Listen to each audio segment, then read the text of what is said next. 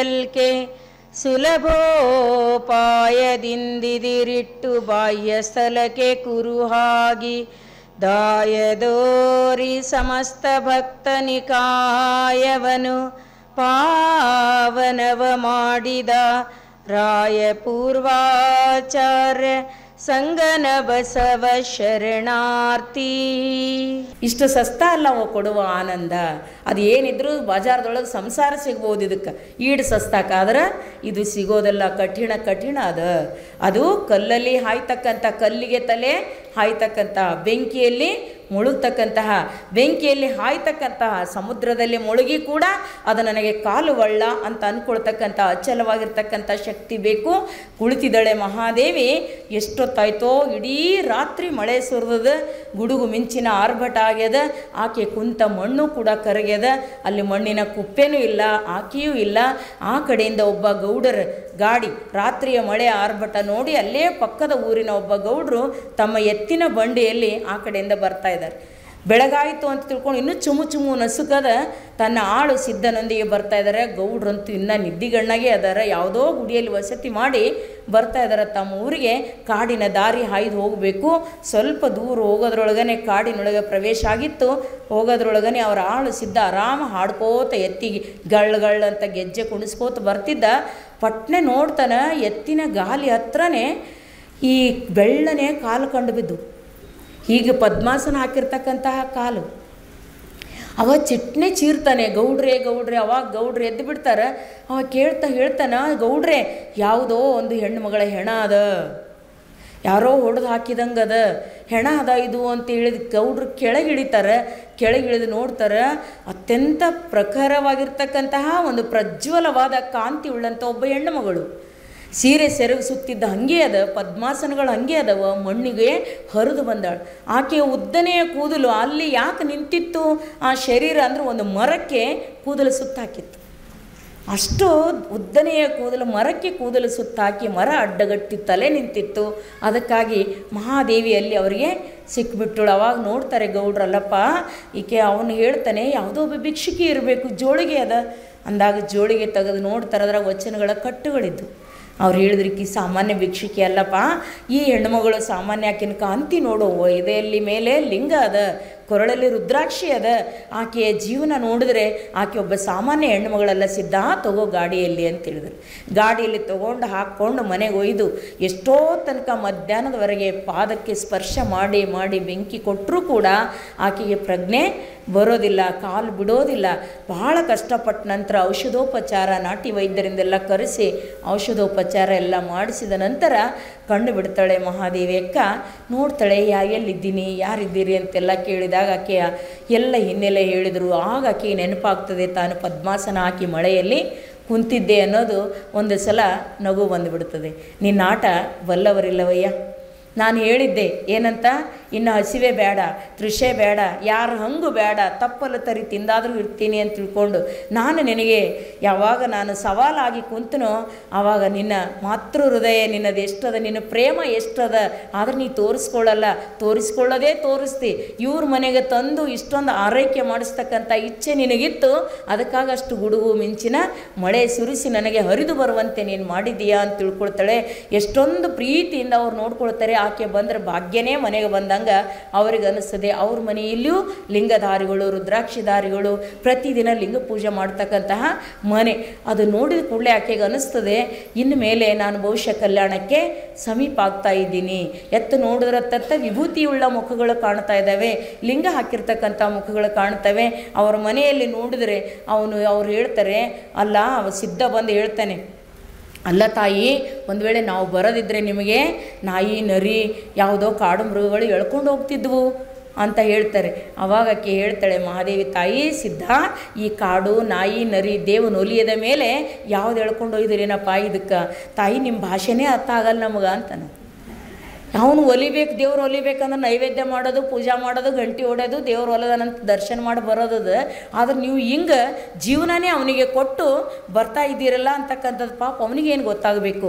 ಒಂದೆರಡು ದಿವಸಗಳವರೆಗೆ ಅಲ್ಲಿ ನಿಲ್ಲುವ ಪ್ರಸಂಗ ಬರ್ತದೆ. ಆಕೆ ಜ್ವರ ತಲೆಗೇರಿರ್ತದೆ.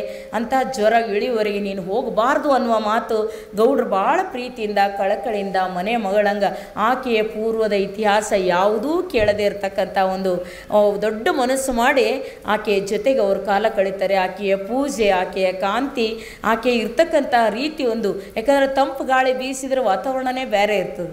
ಅಂಥ ಒಂದು ದಿಟ್ಟವಾದ ದೇವನಿಗೊಲಿದ ಚೇತನ, ದೇವನೇ ಬಂದಂತೆ ಅವರಿಗೆಲ್ಲ ಭಾಳ ಭಾಸವಾಗ್ತದೆ. ಸುತ್ತಮುತ್ತಿನವರಿಗೆಲ್ಲ ಇಷ್ಟು ಖುಷಿ ಆಗ್ತದೆ. ಪಕ್ಕದ ಮನೆಯ ಒಬ್ಬ ಹೆಣ್ಣು ಮಗಳಿಗೆ ಕರ್ಕೊಂಡು ಬರ್ತಾರೆ. ಈಕೆಗೆ ಎಷ್ಟು ದಿವಸ ಆಯಿತು, ಏನಾಗ್ಯದೋ, ಮೈ ಮೇಲೆ ಏನು ಬಂದದೋ, ಭಾನುಮತಿ ಅಂತ ಯಾರು ಅಂತಾರೆ, ಏನೋ ಆಗ್ಯದಂತಾರೆ, ತಾಯಿ ಸ್ವಲ್ಪ ನೀವು ಏನಾರ ಕೈಲಿಂದ ಹಚ್ಚ್ರಿ ಅಂತ ಬರ್ತಾರೆ. ಇವ್ರ ಮನೆಯ ಸೊಸೆ ಸಂಸ್ಕಾರ ಇದ್ದವಳು ಕೇಳ್ತಾಳ, ಅವ್ವ ಇದು ಏನಾರ ಭಾನುಮತಿ ಇದೆಲ್ಲ ಅದಾನ, ಭೂತ ಪಿಶಾಚಿ ಏನಾರು ಹಿಡಿತಾವ, ಯಾಕೆ ಹಿಡಿತಾವ ಅಂತ ಕೇಳಿದರೆ ಎಷ್ಟು ಚಂದನ ಉತ್ತರ ಕೊಡ್ತಾಳೆ ಮಹಾದೇವಿ ತಾಯಿ. ಅಂದರೆ ಕಿಚ್ಚಿಲ್ಲದ ಮರವ, ಕೆಚ್ಚಿಲ್ಲದ ಮರನ ಕ್ರಿಮಿ ಇಂಬುಗೊಂಬಂತೆ. ಕೆಚ್ಚಿಲ್ಲದ ಈ ಗಿಡಕ್ಕೆ ಗೊಳ್ಳಿ ಹತ್ತಾವ ನೋಡಿರಲ್ಲ ನೀವು, ಗೊಳ್ಳಿ ಯಾವಾಗ ಹತ್ತದ, ಅದರೊಳಗಿನ ಬೆಂಕಿ ಅಂಶ ಕಡಿಮೆ ಆದಾಗ ಗೊಳ್ಳಿ ಹತ್ತದ. ಗಿಡಕ್ಕೆ ಗೊಳ್ಳಿ ಹತ್ತಂಗಿಲ್ಲ, ಅದು ಒಳಗೆ ಬೆಂಕಿ ಕಿಚ್ಚಿನ ಅಂಶ ಕಟ್ಟಿಗೆಯಲ್ಲಿ ಮರದಲ್ಲಿ ಕಡಿಮೆ ಆಯಿತು ಅಂತ ಕೇಳಿದ್ರೆ ಅವಾಗ ಅದು ಗೊಳ್ಳಿ ಹತ್ತಕ್ಕೆ ಪ್ರಾರಂಭ ಬರ್ತದೆ. ಕೆಚ್ಚಿಲ್ಲದ ಮರನ ಕ್ರಿಮಿ ಇಂಬುಗೊಂಬಂತೆ. ದೊಡ್ಡ ವಿಜ್ಞಾನಿನೂ ಕೂಡ ಆಕೆ. ಈ ಜ್ಞಾನ ಇಲ್ಲ ಅಂತ ಇಲ್ಲ. ಇದು ಒಡೆಯನಿಲ್ಲದ ಮನೆಯ ಶುನಕ ಸಂಚುಗೊಂಬಂತೆ.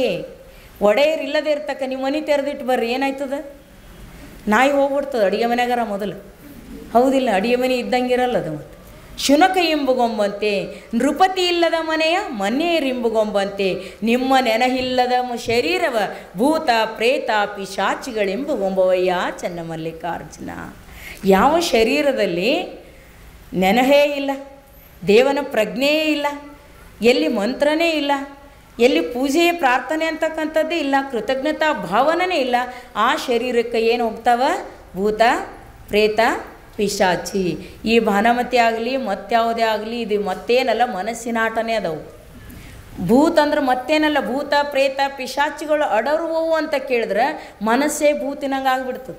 ಎಂಟಿ mind is the devil's workshop ಅಂತ ಹೇಳ್ತಾರೆ. ಮನಸ್ಸಿನೊಳಗೆ ಎರಡೇ ಇರ್ಲಕ್ಕೆ ಜಾಗ ಅದ, ಒಂದು ದೇವರ ಇರಬೇಕು, ಇನ್ನೊಂದು ಏನಿಟ್ಕೋತೀರಿ ನೀವು. ದೇವ್ರಿಗೆ ಇಟ್ಕೊಳ್ಳಿಲ್ಲ ಅಂದ್ರೆ ಅದಕ್ಕೆ ಕರೆದು ಹತ್ತಲ್ಲ, ಅದು ತಾನೇ ಬಂದು ಮನೆ ಮಾಡ್ತದೆ. ಯಾವುದು, ದೆವ್ವು ಭೂತ ಪಿಶಾಚಿ. ಏಟ್ ಉಂಡ್ರೂ ಸಾಕಾಗಲ್ಲ, ಏಟ್ ಇಟ್ಟರೂ ಸಾಕಾಗಲ್ಲ, ಎಷ್ಟು ಏನು ಮಾಡಿದ್ರೂ ಸಾಕಾಗಲ್ಲ. ಹಪ ಹಪಿ ಹಪ ಹಪಿ ಹಪ ಹಪಿ ಹಪ. ದೆವ್ವು ದೆವ್ವು ದೆವ್ವು ಆಗ್ಯಾಳಂತಾರೆ ನೋಡಿ, ಹೌದಿಲ್ಲ. ಎಲ್ಲಿಗೆ ಬರ್ತಾಳೆ ದೆವ್ವದು? ಮನಸ್ಸೇ ದೆವ್ವು. ಭೂತ ಪಿಶಾಚಿ ಇದ್ದಂಗೆ ಯಾವುದಿರ್ತದೆ, ನಮ್ಮ ಮನಸ್ಸೇ ಇರ್ತದೆ. ಅದಕ್ಕಾಗಿ ಮಹಾದೇವಿ ತಾಯಿ ಹೇಳ್ತಾಳೆ, ಪಡೆಯುವುದರಿದು ನರ ಜನ್ಮವ. ಈ ಜನ್ಮ ಭಾಳ ಭಾಳ ಭಾಳ ಕಷ್ಟ ಆದ ನಂತರ ಸಿಕ್ಕಿರ್ತಕ್ಕಂಥ ಜನ್ಮದ ತಾಯಿ ಇದು. ನರಜನ್ಮ, ಅರಿವಿನಿಂದ ಬದುಕು. ಪಡೆಯುವುದರಿದು ನರಜನ್ಮವ, ಪಡೆಯುವುದರಿದು ಹರಭಕ್ತಿಯ. ಇಲ್ಲಿ ಬಿತ್ತಬೇಕಾಗ್ಯದ ಯಾವುದು, ಹರಭಕ್ತಿಯ ಬೀಜ. ನಮಗೆ ನಮ್ಮ ಮೂಲ ಸ್ವರೂಪವನ್ನು ಅರಿಬೇಕಾಗ್ಯದ, ಹರಭಕ್ತಿಯ ಬೀಜ. ಪಡೆಯುವುದರಿದು ಗುರುಕಾರುಣ್ಯವ. ಆ ಹರಭಕ್ತಿಯ ಬೀಜ ಬಿತ್ತಲಿಕ್ಕೆ ಯೋಗ್ಯರಾಗಬೇಕಾದ್ರೆ ಗುರುಕಾರುಣ್ಯವನ್ನು ಹೊಂದಬೇಕು. ಪಡೆಯುವುದರಿದು ಲಿಂಗ ಜಂಗಮ ಸೇವೆಯ, ಪಡೆಯುವುದರಿದು ಸತ್ಯ ಶರಣರ ಅನುಭಾವವ. ಇಂತಾಗಿ ಚನ್ನಮಲ್ಲಿಕಾರ್ಜುನಯ್ಯನ ಶರಣರ ಅನುಭಾವದಲ್ಲಿ ನಲಿದಾಡು ಕಂಡೆಯ. ಶರಣರ ಅನುಭವದಲ್ಲಿರಬೇಕು, ಸಂಘದಲ್ಲಿರಬೇಕು, ಗುರುಕಾರುಣ್ಯ ಹೊಂದಬೇಕು, ಲಿಂಗ ಪೂಜೆ ಮಾಡಬೇಕು, ನೀ ವಚನಗಳನ್ನು ಓದಬೇಕು, ಶರಣರ ಅನುಭವದ ಸುತ್ತ ಇದ್ದೆ ಅಂತ ಕೇಳಿದ್ರೆ ಈ ಭೂತ ಪ್ರೇತ ಪಿಶಾಚಿಗಳು ನಮಗೆ ಕಾಡುವುದಿಲ್ಲ. ಇಲ್ಲ ಅಂದ್ರೆ ಮನಸ್ಸು ನೀವು ನೋಡ್ಬೇಕಾರೆ ಸುಮ್ಮನೆ ಕೂಡ್ರಿ, ಕೆಲಸ ಇರಲಾರ್ದೆ, ಕೆಲಸದ ಮಗ್ಗು ನಿರ್ತಿರಂತ ಚಲೋ ಅದದು. ಇಲ್ಲ ಅಂದ್ರೆ ಏನು ಮಾಡ್ತದೆ, ಸುಮ್ಮ ಕುಂತಾಗ ಬೇತಾಳ ಬರೋಬ್ಬರ ದೆವ್ಯ ಅದದು, ಹಿಂದಕ್ಕೆ ಹೋಯ್ತದ. ಇಲ್ಲ ಅಂದ್ರೆ ಮುಂದೆ ಓಡ್ತದೆ. ಹಿಂದೆ ಬಂತು ಅಂದ್ರೆ ಯವ್ವ ಏನು ಕಷ್ಟ ಕೊಟ್ಟು ನಮ್ಮ ಅತ್ತಿ ಹಿಂದಕ್ಕೆ ನೆನೆಸ್ತದೆ. ಊಟ ಕೊಡಲಿಲ್ಲ, ತಿಂಡಿ ಕೊಡಲಿಲ್ಲ, ಮನೆಯವ್ರ ಜೊತೆ ಮಾತಾಡ್ಬಿಡ್ಲಿಲ್ಲ, ಏನು ಕಷ್ಟ ಕೊಡ್ತೀಳು ಆಕಿ ಈಗಿಲ್ಲ. ಕರೆಕಿ ಈಗ ನೆನೆಸ್ಕೊಂಡು ಆಡ್ತಾವೆ. ಹಿಂದಿಂದೆಲ್ಲ ನೆನೆಸ್ಕೊಂಡು ಈಗ ಸುಖ ಅದ, ನಮ್ಮ ಮಕ್ಕಳು ಚಲೋ ಆದ್ಮೇಲೆ ಸುಖ ಅದ, ನಮ್ಮ ಮನೆಯವ್ರು ಚಲೋ ಆದ್ಮೇಲೆ ಸುಖ ಅದ, ಈಕಿ ಹೋದ್ಮೇಲೆ ಸುಖ ಅದ. ಖರೆ ಇರತನ ಬಿಚಾರಿ ಏನು ಕಷ್ಟ. ಏನು ನೆನೆಸೋಳದ್ರಿ ಇದು. ಈಗ ಇಲ್ಲ ಏನಿಲ್ಲ, ಹಿಂಗೆ ಹೋಗ್ತದೆ, ಹಿಂದಕ್ಕೆ ಹೋಗ್ಬಿಡ್ತದೆ.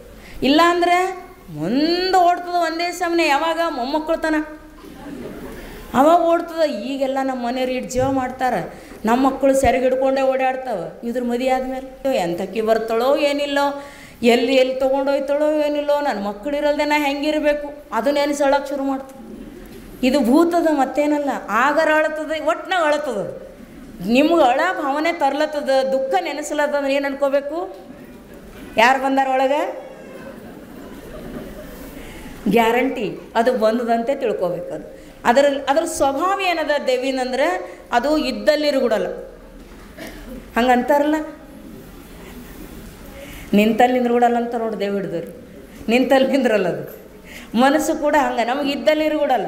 ಇಲ್ಲಿದ್ದೀವ ಅಲ್ಲಿಗೆ ಹೋಯ್ತದ, ಅಲ್ಲಿದ್ದೀವ ಇಲ್ಲಿ ತರ್ತದ, ಬೇಚೈನಿ ಮಾಡ್ತದ. ಅದೇ ಭೂತ ಅದ.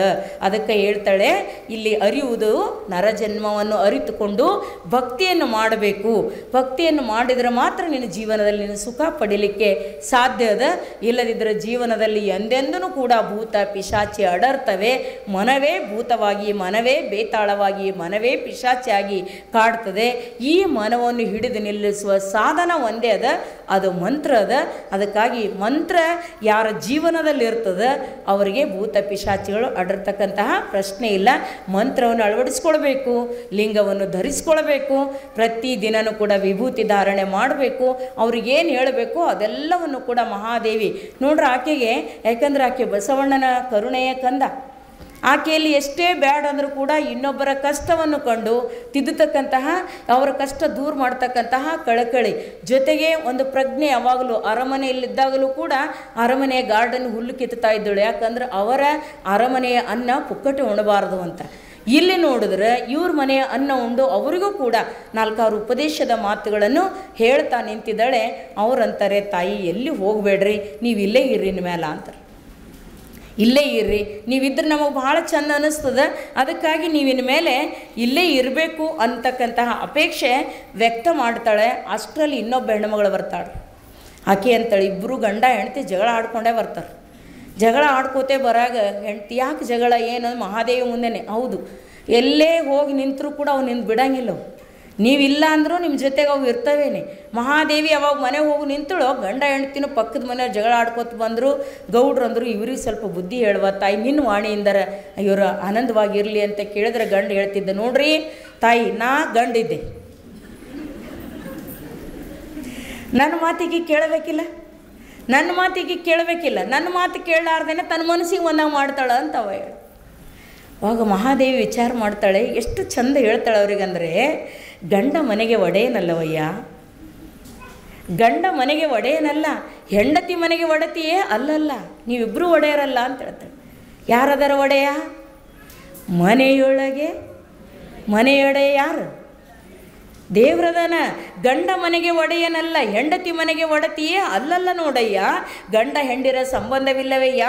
ಗಂಡುಗಲಿಯೇ ಚೆನ್ನಮಲ್ಲಿಕಾರ್ಜುನ ದೇವ, ನೀ ಮನೆಯೊಡೆಯನೆಂದು ನಾ ನಂಬಿರ್ದೆ ನೋಡ ಅಂತ ಹೇಳ್ತಾಳೆ. ಅವ್ರಿಗೆ ಹೇಳಿದಳು, ಮನೆಯೊಡೆಯ ನೀನು ಅಲ್ಲ, ನೀನು ಅಲ್ಲ, ಇಬ್ಬರು ಬಿಟ್ಟು ಹೋಗೋರೆ. ಹೌದಿಲ್ಲ? ಯಾರದರ ಮನೆಯೊಡೆಯರು? ಹೆಂಡತಿ ಗಂಡ ಇಬ್ಬರು ಮನೆಯೊಡೆಯರಲ್ಲ, ಸುಮ್ಮನೆ ಹೆಸರಿಗವಲ್ಲ ಅತ್ತೇನೆ, ಬಿಟ್ಟು ಹೋಗ್ತೀವಿ ನಾವು. ಆದರೆ ಈ ಮನೆಯ ಒಡೆಯ ಯಾರದರ? ಪರಮಾತ್ಮ ಅದನ. ಪರಮಾತ್ಮನೇ ಒಡೆಯ ಅಂತ ಯಾರು ಬದುಕ್ತಾರೆ ಅವರಲ್ಲಿ ಒಡೆಯತನದ ಅಹಂಕಾರ ಬರೋದಿಲ್ಲ. ನಾನೇ ಒಡೆಯ, ನಾನು ಹೇಳಿದಂಗೆ ಕೇಳಬೇಕು ಅಂತ ಅಹಂಕಾರ ನಿರಸನಾಗಬೇಕಾದ್ರೆ ನಮಗೆಲ್ಲರಿಗೂ ಪರಮಾತ್ಮನೇ ಒಡೆಯ. ಅದಕ್ಕೆ ಶರಣರಲ್ಲಿ ಸತಿ ಅನ್ನುವ ಪದ ಹೆಣ್ಣು ಮಗಳಿಗಲ್ಲ, ಯಾರಿಗದ? ಇಬ್ಬರಿಗೂ ಅದ. ಶರಣ ಸತಿ. ಶರಣ ಸತಿ ಅಂದ್ರೆ ಇಲ್ಲಿ ಗಂಡು ಮಗನು ಸತಿನೇ, ಹೆಣ್ಣು ಮಗಳು ಸತಿ. ಲೋಕದ ವ್ಯವಹಾರಕ್ಕಾಗಿ ಗಂಡ ಹೆಂಡತಿ ಇದ್ರೂ ಕೂಡ ಅವರಿಬ್ಬರು ಜಗದೊಡೆಯ ಪರಮಾತ್ಮನಿಗೆ ಹೆಂಡತಿಯರೇ. ಅದಕ್ಕಾಗಿ ಹೇಳ್ತಾಳೆ, ಗಂಡುಗಲಿ ಚೆನ್ನಮಲ್ಲಿಕಾರ್ಜುನ ಒಬ್ಬನೇ ಗಂಡದಾನ. ಅದಕ್ಕೆ ಮನೆಯೊಳಗೆ ಇರ್ತಕ್ಕಂಥದ್ದನ್ನು ಮಾಡಿ ನೀವು ಜಗಳ ಆದ ಮನೆಯೊಳಗಿನ ಮನೆಯೊಡೆಯ ಇರೋದಿಲ್ಲ ಅಂತಕ್ಕಂಥ ಮಾತು ಅವರಿಗೆ ಹೇಳ್ತಾಳೆ. ಅಷ್ಟೊತ್ತರೊಳಗೆ ನದಿಯ ಗುರಿ ಸಾಗರ, ಭಕ್ತನ ಗುರಿ ಭಗವಂತ. ಮಹಾದೇವಿಯಕ್ಕ ಒಂದು ಜೀವಂತ ನದಿ. ಹರಿವ ದಾರಿಗೆ ಬಂದ ಅಡೆತಡೆಗಳನ್ನೆಲ್ಲ ಸೀಳಿಕೊಂಡು ಬೆಟ್ಟ ಗುಡ್ಡಗಳನ್ನು ಭೇದಿಸಲು ಸಾಧ್ಯವಾಗದಿದ್ದಾಗ ಅವುಗಳನ್ನು ಸುತ್ತಿಕೊಂಡು ಬೈರಾಗಿಯಂತಹ ವೇಷಡಂಬಕರನ್ನು ಉಪಾಯದಿಂದ ಅವರಿಂದ ತಪ್ಪಿಸಿಕೊಂಡು ದಾರಿ ಸುಗಮವಾಗಿಸಿಕೊಂಡಳು. ಹಸಿವೆ ತೃಷೆಗಳ ಕಾಮನೆಯ ಕೊಳೆಗಳನ್ನು ಭೋರ್ಗರೆವ ಜಲಪಾತವಾಗಿ ಪ್ರತಿಜ್ಞಾಧಾರಿಯಾಗಿ ದೃಢಚಿತ್ತಳಾಗಿ ಎಲ್ಲವೂ ಕೊಚ್ಚಿ ಹೋಗುವಂತೆ ಅಚಲವಾಗಿ ಬೆಟ್ಟದಂತೆ ಪರ್ವತದಂತೆ ಯುದ್ಧದಲ್ಲಿಯ ಯೋಧನಂತೆ ನಿಂತು ಬಿಟ್ಟಳು. ಕಷ್ಟದ ಕಿಡಿ ಕಾರಿದಾಗ ತನ್ನ ಜಠರಾಗ್ನಿಯ ಕಿಚ್ಚು ಸುಡುವ ಕಿಚ್ಚು ಎಂದುಕೊಂಡು ಮಳೆಯನ್ನೇ ಮಜ್ಜನವಾಗಿಸಿಕೊಂಡು ಗಿರಿಬೆಟ್ಟಗಳನ್ನು ಪುಷ್ಪವಾಗಿಸಿಕೊಂಡು ಒಡಲನ್ನು ಪ್ರಾಣವನ್ನು ತನ್ನೆನೆಯ ತನ್ನ ಗುರಿ ಗಮ್ಯವಾಗಿರ್ತಕ್ಕಂತಹ ಪರಮಾತ್ಮನಿಗೆ ಅರ್ಪಿಸಿ ನಿಶ್ಚಲವಾದಳು.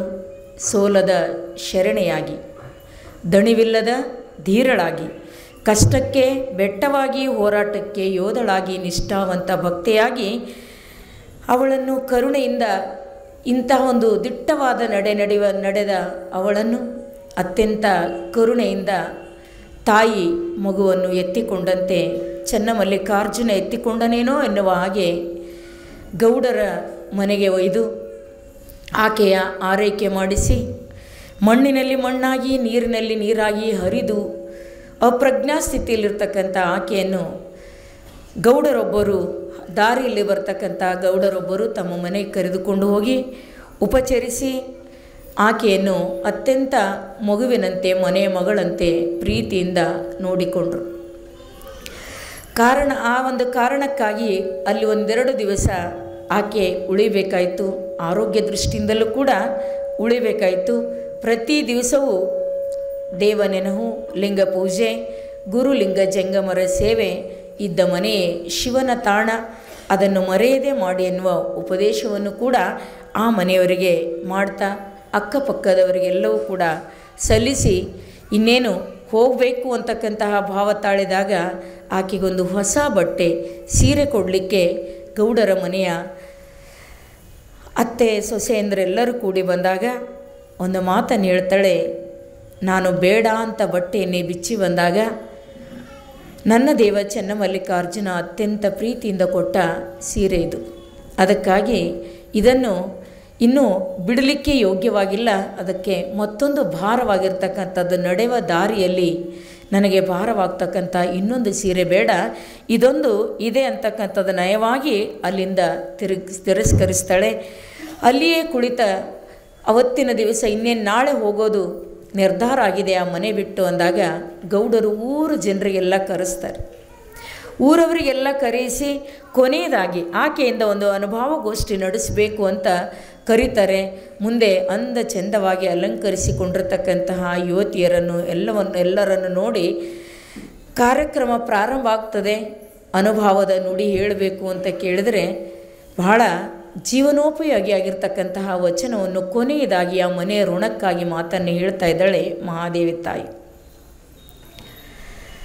ಅಂಗದ ಉದ್ದೇಶ ಇರುವುದು, ಜೀವಿಯ ಉದ್ದೇಶ ಇರುವುದು ಲಿಂಗವಾಗುವುದು, ಪರಮಾತ್ಮನೆಡೆಗೆ ಸಾಗುವುದೇ ಅದರ ಪರಮಗಮ್ಯ. ಈ ಕಾಯವನ್ನು ಗುರು ಬಸವಣ್ಣನವರು ಹೇಳಿದ ಹಾಗೆ ಕೆಡದಂತೆ ಕಾಯ್ದುಕೊಳ್ಳಬೇಕೇ ಹೊರತಾಗಿ ಅದನ್ನು ಆಕರ್ಷಣೀಯವಾಗಿ ಅಲಂಕಾರ ಮಾಡಿ ಸುರಕ್ಷಿತ ಮಾಡಲಿಕ್ಕೆ ಸಾಧ್ಯ ಇಲ್ಲ. ಈ ಕಾಯವನ್ನು ಕೆಡದಂತೆ ಆರೋಗ್ಯಯುತವಾಗಿ ಇರಿಸುವುದು ಈ ಕಾಯದ ಮಹತ್ವ ಇದೆ. ಅದಕ್ಕಾಗಿ ಕಣ್ಣಿಗೆ ನಮ್ಮೆಲ್ಲ ಅಂಗಾಂಗಗಳು ಪರಮಾತ್ಮನತ್ತ ಹೊರಡಬೇಕಾದರೆ ದೃಢವಾದ ಮನಸ್ಸು ಭಾಳ ಅಗತ್ಯ. ಆ ಮನಸ್ಸಿನ ಸಾಧಕರು ಸೇವಕರು ಯಾರು ಅಂತ ಕೇಳಿದ್ರೆ ಇಂದ್ರಿಯಗಳು. ಮನಸ್ಸಿನ ಸಾಧಕರು ಸೇವಕರಾಗಿರ್ತಕ್ಕಂತಹ ಆ ಇಂದ್ರಿಯಗಳನ್ನು ಒಂದು ವೇಳೆ ಪರಿಶುದ್ಧಗೊಳಿಸದೇ ಇದ್ದರೆ, ಇಂದ್ರಿಯಗಳು ಪರಿಶುದ್ಧಗೊಳ್ಳದೇ ಇದ್ದರೆ ಪರಮಾತ್ಮನವರೆಗೆ ಹೋಗ್ತಕ್ಕಂತಹ ಮನಸ್ಸು ಪರಿಶುದ್ಧವಾಗುವುದಿಲ್ಲ, ಪವಿತ್ರವಾಗುವುದಿಲ್ಲ. ಇಂದ್ರಿಯಗಳ ಒಡೆಯ ಮನಸ್ಸಾಗಿರೋದ್ರಿಂದ ಆ ಮನಸ್ಸು ಮೊದಲು ಇಂದ್ರಿಯಗಳನ್ನು ಶುದ್ಧಗೊಳಿಸಬೇಕು. ಹಾಗಾದರೆ ಯಾವ್ಯಾವ ರೀತಿಯ ಅಲಂಕಾರ ಶುದ್ಧಿ ಇವಕ್ಕೆ ಮಾಡಬೇಕು ಅಂದಾಗ ಬಹು ಸುಂದರವಾದ ನಮ್ಮ ಜೀವನಕ್ಕೆ ಬಹು ಉಪಯೋಗಿಯಾಗಿರ್ತಕ್ಕಂಥ ಒಂದು ವಚನವನ್ನು ತಾನು ದಿಗಂಬರೇ ಆಗಿದ್ದು ರಾಜನೇ ಒಲಿದು ಬಂದಂತಹ ಊರ್ವಶಿ ರಂಭೆಯರನ್ನು ಮೀರಿಸ್ತಕ್ಕಂತಹ ಸುಂದರಿಯಾಗಿದ್ದು ತನ್ನ ಅಲಂಕಾರ ಯಾವ ರೀತಿ ಅನ್ನೋದನ್ನು ಬಹಳ ಚೆಂದಾಗಿ ಹೇಳ್ತಾ ಇದ್ದಾಳೆ. ಕಣ್ಣಿಗೆ ಶೃಂಗಾರ ಗುರು ಹಿರಿಯರ ನೋಡುವುದು, ಕರಕ್ಕೆ ಶೃಂಗಾರ, ಕರ್ಣಕ್ಕೆ ಶೃಂಗಾರ ಪುರಾತನರ ಸುಗೀತಂಗಳ ಕೇಳುವುದು, ವಚನಕ್ಕೆ ಶೃಂಗಾರ ಸತ್ಯವ ನುಡಿಯುವುದು, ಸಂಭಾಷಣೆಗೆ ಶೃಂಗಾರ ಸದ್ಭಕ್ತರ ನುಡಿಗಡಣ, ಕರಕ್ಕೆ ಶೃಂಗಾರ ಸತ್ಪಾತ್ರ ಕೀವುದು, ಜೀವಿಸುವ ಜೀವನಕ್ಕೆ ಶೃಂಗಾರ ಗಣಮೇಳಾಪ, ಇವಿಲ್ಲದ ಜೀವಿಯೇ ಬಾಳುವೆ ಏತಕ್ಕೆ ಬಾತೇಯ ಚೆನ್ನಮಲ್ಲಿಕಾರ್ಜುನ. ಕಣ್ಣಿಗೆ ಶೃಂಗಾರ ಗುರು ಹಿರಿಯರನ್ನು ನೋಡುವುದು. ಭಾಳ ಜನಕ್ಕೆ ನಾವು ನೋಡ್ತೇವೆ ಕಣ್ಣು ಸಣ್ಣದಾಗಿದ್ದರೂ ದೊಡ್ಡದು ಕಾಣಲಿ ಅಂತ ಇಷ್ಟಿಷ್ಟು ಉದ್ದುದ ರೆಪ್ಪೆಗಳು ಹಚ್ಕೋತಾರಂತ. ಮತ್ತು ಚೆಂದಾಗಿ ಕಾಣಲಿ ಅಂತ ಏನೇನು ಅಲಂಕಾರ ಮಾಡ್ಕೋತೀವಿ ನಿಮಗೆಲ್ಲ ಗೊತ್ತು. ಆದರೆ ಯಾವುದೇ ಅಲಂಕಾರದಿಂದಲೂ ಕೂಡ ಕಣ್ಣು ಸುಂದರವಾಗಿ ಕಾಣೋದಿಲ್ಲ. ಕಣ್ಣು ಸುಂದರವಾಗಿ ಕಾಣಬೇಕಾದ್ರೆ ಶೃಂಗಾರ ಅಂತ ಅಂದ್ರೇ ಇದ್ದದಕ್ಕಿಂತ ಹೆಚ್ಚಾಗಿ ಕಾಣಿಸ್ಕೊಳ್ಳೋದಕ್ಕೇನಂತಾರೆ? ಶೃಂಗಾರ ಅಂತಾರೆ. ಅದಕ್ಕೆ ಇಂಗ್ಲೀಷ್ನಾಗ ಏನಂತಾರೆ? Make up. ಇರೋದಕ್ಕಿಂತ ಜರ ಎತ್ತರ ಮಾಡೋದು. ಅದಕ್ಕೆ ಯಾವ್ಯಾವುದು ಎಲ್ಲೆಲ್ಲ ತಗ್ಗು ದಿನ್ಯಗಳವೋ ಎತ್ತರ ಇದ್ದಿದ್ದಕ್ಕೆ ಗಿಡ್ಡು ಮಾಡೋದು, ಗಿಡ್ಡಿದ್ದಕ್ಕೆ ಎತ್ತರ ಮಾಡೋದು. ಎಷ್ಟೊತ್ತರ ನೀವು ಅಲಂಕಾರ ಮಾಡಿದ್ರೆ ಅದು ಇರೋದು ಸಾಧ್ಯ ಅದ ಹೇಳ್ರಿ? ಎಷ್ಟೊತ್ತನ ಮಾಡೋಕ್ಕೆ ಸಾಧ್ಯ ಅದ? ಅದಕ್ಕಾಗಿ ಎಷ್ಟೋ ಜನ ಕಣ್ಣಿನ ಕಾಡಿಗೆ ಹಾಳಾದಿತ್ತಂತ ಗಂಡನ ಮನೆಗೆ ಹೋಗಾಗ ಅಳಲಾಗ್ಯಾರ ಹುಡುಗಿಯರು. ಯಾಕಂದ್ರೆ ಮೇಕಪ್ ಅದು ಡೌನ್ ಅಪ್ ಆಗಿಬಿಡ್ತದೆ. ಹಿಂಗೆ ಎಷ್ಟು ಪ್ರೇಮ ಪ್ರೀತಿ ವಾತ್ಸಲ್ಯ ಇಲ್ಲದ ಕಣ್ಣುಗಳು ಆ ಅಲಂಕಾರ ಯಾವುದಕ್ಕೆ ಬರ್ತದೆ ಅಂತ ಕೇಳ್ತಾರೆ. ಪ್ರೀತಿಯೇ ಇಲ್ಲ, ಇನ್ನೊಬ್ಬರು ದುಃಖ ಕಂಡಾಗ ಕಣ್ಣಾಗ ನೀರು ಬರಲ್ಲ. ಅಂತಹ ಕಣ್ಣುಗಳು ತೊಗೊಂಡು ಏನು ಮಾಡೋದು? ಅದಕ್ಕೆ ಹೇಳ್ತಾರೆ ನಿಜವಾಗಿ ಶೃಂಗಾರ ಎಷ್ಟು ಚಂದ ಶಬ್ದ ಬಳಸಿದಾಳೆ. ಶೃಂಗಾರ ಅನ್ನೋ ಪದ, ಶೃಂಗಾರ ಇದು ನವರಸಗಳಲ್ಲಿ ಒಂದದು. 9 ರಸಗಳದವ ಜೀವನದೊಳಗೆ, ಅದರ ಶೃಂಗಾರನೇ ಮೊದಲನೇ ರಸ ಅದು. ಶೃಂಗಾರ ಹಾಸ್ಯ ಕರುಣಾ ರೌದ್ರ ವೀರ ಭಯಾನಕ ಬೀಭತ್ಸ ಅದ್ಭುತ ಬೀಭತ್ಸಾದ್ಭುತ ಸಂಜ್ಞಾ ಚೇತ್ಯಷ್ಟೌ ನಾಟ್ಯೇ ರಸ ಸ್ಮೃತ. ಅಂದರೆ 9 ನವರಸಗಳದ 9 ರಸಗಳು: ಶೃಂಗಾರ ರಸ, ಹಾಸ್ಯರಸ, ಕರುಣಾರಸ, ರೌದ್ರರಸ, ವೀರರಸ, ಬೀಭತ್ಸರಸ, ಅದ್ಭುತ ರಸ, ಸಂಜ್ಞಾರಸ, ನಾಟ್ಯರಸ ಅಂತ.